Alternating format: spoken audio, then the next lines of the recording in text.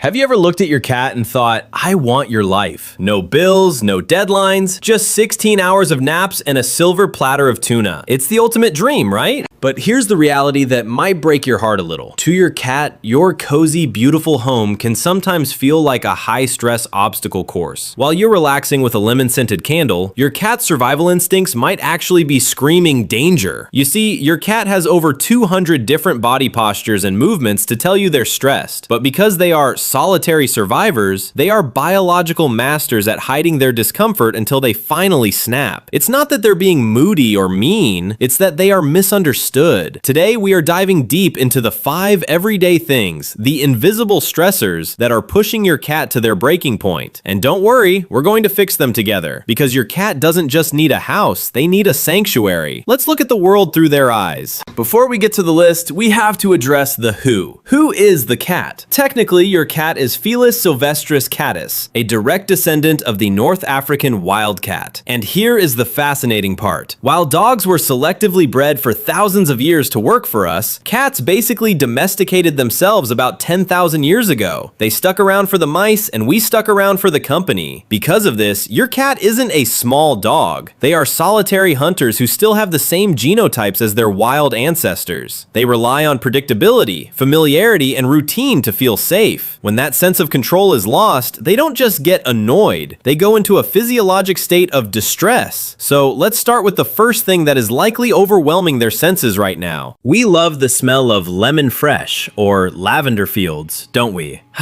It makes us feel like we have our lives together. But for your cat, your cleaning routine might be an olfactory assault. Cats have an incredible sense of smell, only slightly less acute than a dog's. They use scent to create a security map of their home. When they rub their cheeks on your furniture, they are depositing facial pheromones, specifically a fraction called F3, that tells them this place is safe. Now, imagine someone came into your room and spray painted over your favorite memories. That's what strong household scents do to a cat. Citrus, lemon, orange, grapefruit, these are naturally unpleasant and often offensive to cats. Vinegar. It's a great natural cleaner, but its sharp, acidic smell can actually irritate a cat's nose and cause them to hide. Chemicals like bleach or ammonia, these trigger an immediate rejection response and can even be harmful to their health. Essential oils. Popular ones like eucalyptus, tea tree, and lavender can actually cause serious adverse reactions and respiratory discomfort. The human fix. We need to respect what experts call olfactory continuity. Try to avoid using strong scents near their favorite spots. And here's a pro tip. Wash their bedding on a rotation. Don't wash every blanket on the same day. Leave one that still smells like them so they don't feel like they've been moved to a stranger's house overnight. It's the little things that matter. In our human minds, we like organization. Here is the cat corner. We put the food, the water, and the litter box all in one neat row. But to a cat, this layout is a major source of anxiety. According to the 5 pillars framework for a healthy feline environment, resources should be multiple and separated. Think about it. In the wild, a cat would never eat where they go to the bathroom. It's a hygiene risk. When we force them to do this, we are triggering a deep-seated survival conflict. And then there's the solitary hunter aspect. Cats prefer to eat in peace. If you have a multi-cat household and you put all the food bowls together, you're forcing them into a face-to-face competition. You might see them time-sharing the bowls, which is a subtle sign that they are trying to avoid conflict. The human fix. Spread things out. Place the food and water in different areas because cats often avoid water that is too close to their kill. And follow the N+1 rule for litter boxes. 1 for every cat plus 1 extra in different quiet locations. Giving them choices gives them a sense of control, and control is the enemy of stress. This next one is literally invisible. It's noise. Your cat's hearing is a biological masterpiece. They can hear ultrasonic frequencies, the tiny chatters of rodents that are completely silent to us. This means the background hum of your life, the refrigerator, the TV, or a paging system, can feel like a constant roar to them. Now, here is something we almost all do. We try to calm our cats by saying, shh, please stop doing that. To a cat, that shh sound mimics the hiss of an aggressor. Instead of calming them, you are actually telling them there is a threat threat nearby. And it's not just sound, it's the stare. In the feline world, prolonged direct eye contact is a challenge or a threat. When we stare at them because they're cute, they might be feeling hypervigilant and scared. The human fix. When you talk to your cat, use a gentle melodic voice. And if you want to show love, use the cat kiss. Slow blink at them. Research shows that cats are 70% more likely to approach humans who slow blink at them. It's the ultimate "I'm a friend" signal.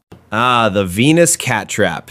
We've all been victims of this one. Your cat is lying on their back, belly exposed, looking like a toasted marshmallow. You think, "Aw, they want a belly rub." Long. While an exposed belly is a sign of trust and comfort, it is rarely an invitation for a rub. In fact, in a fight, a cat on its back is in its most lethal position, ready to use all 4 sets of claws and their teeth to protect themselves. Cats are high-frequency, low-intensity socializers. They like lots of little check-ins, but they can get overstimulated very quickly. If you see their tail flicking or lashing, that is a mood barometer telling you to back off. 80% of cats who wag their tails are actually signaling agitation, not happiness. The human fix. Let the cat initiate. Lower yourself to their level, offer your hand, and let them sniff you first. Focus your petting on their feline-friendly zones, the cheeks, chin, and between the eyes and ears. These are the areas that produce the most positive emotional responses. When they move away, let them go. Respecting their no is how you earn their yes. The final stressor is perhaps the most common, the boredom trap. Your indoor cat is a finely tuned hunting machine. In the wild, they would engage in 10 to 20 hunting cycles every single day. When we give them a bowl of food that requires 0 effort, we aren't just being nice, we are inadvertently causing frustration. Frustration is a powerful negative emotion that happens when a cat can't express their natural behaviors. This is often why cats act out, pouncing on your ankles or knocking things off counters. They aren't bad, they are just understimulated. The human fix. Mimic the predatory sequence. Search. Hide treats around the house. Stalk and pounce. Use wand toys, moving them away from the cat like a bird or mouse. Catch. Let them actually grab the toy. Eat. Always give them a small treat after a play session to complete the biological loop in their brain. It turns them from a frustrated hunter into a satisfied, sleepy lion. At the end of the day, being a cat person is about more than just providing a bowl of food and a roof. It's about empathy. It's about realizing that your cat is a beautiful, complex, solitary survivor, trying to navigate a human world that is often too loud, too smelly, and too fast for them. By making these 5 small changes, respecting their nose, separating their resources, softening your voice, letting them lead, and feeding their inner hunter, you aren't just lowering their stress, you are building a bridge of trust. Try a slow blink tonight. Move that food bowl away from the litter box and watch as your moody cat transforms into your most peaceful companion. Thanks for being here with us at the Life Outline. If this helped you understand your feline friend a little better, share it with someone who loves cats as much as you do. And as always, take care of yourself and your cats.